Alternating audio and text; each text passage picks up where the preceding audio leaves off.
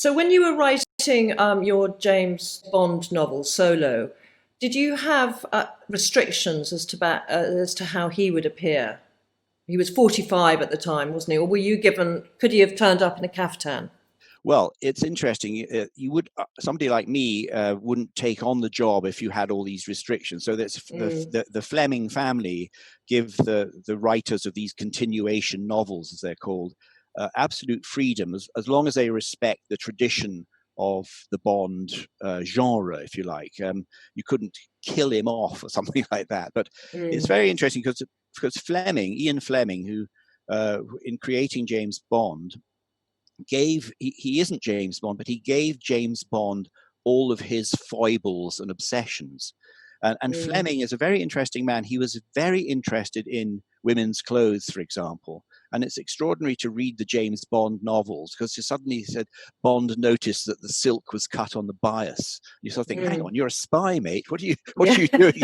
And things that Fleming disliked, for example, Fleming disliked women with nail varnish.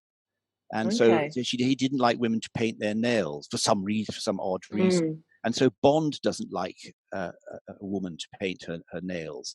And Bond is, like Fleming, is very particular about what he wears. A knitted tie, not a sort of silk tie. Types of cotton. He's obsessed with types of Sea Island cotton.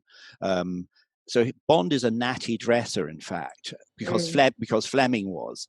And, the extraordinary thing, these books were largely written in the 1950s, but because Fleming was so fastidious, Bond is so fastidious. He cares about the type of marmalade he has at breakfast or the type of coffee he grinds to make his morning coffee. He can recognize perfumes, famous perfumes of the era, all stuff that is kind of unlikely for an agent in the field, but because they were Fleming's gifts to him, But yes and no. I mean, what a great asset to have as a spy. Yeah, exactly. It's to be able to notice these things. And so when I wrote Solo, I being very aware of Fleming's Bond, because I reread all the novels again with a pen in hand, taking notes. Everything that might seem a bit odd in my novel is actually sourced in Fleming. And so, really, when Bond meets he has an affair with an actress, in fact, who's a sort of star of Hammer horror films. But he notices everything about her: the way she cuts her hair, the perfume she's wearing. She's wearing a cat suit because it's 1969. So he's for a kind of, in a way, rather throwback male, which he has a lot of Fleming's values.